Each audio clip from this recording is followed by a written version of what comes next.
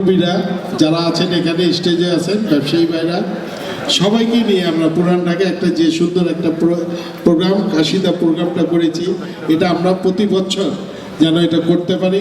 পুরান ঢাকা ঐতিহ্যকে আমি ধরে রাখবো।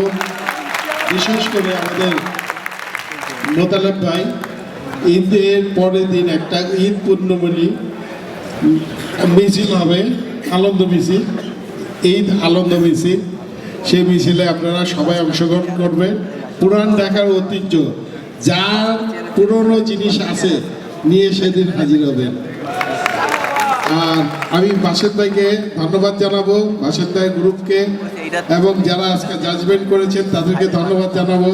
যারা এটাকে সুন্দর প্রোগ্রাম করার জন্য উপস্থিত যারা আছেন ওখানে ওদেরকে ধন্যবাদ জানাই।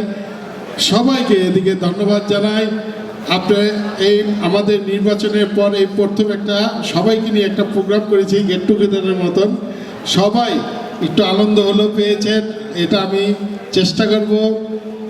আজকে বারাত ভাই, সিরাজ ভাই, তাদেরকে ধন্যবাদ জানাই। তাদের একটা সুন্দর এই জায়গা আমাকে ব্যবহার করার জন্য দিয়েছে, সবারই উপকার হচ্ছে, সুন্দর একটা পরিবেশ করে দিয়েছে।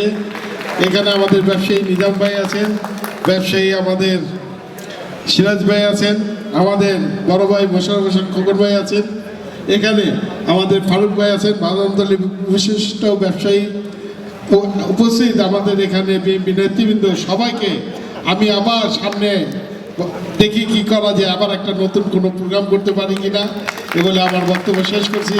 আল্লাহ হাফেজ, আসসালামু আলাইকুম।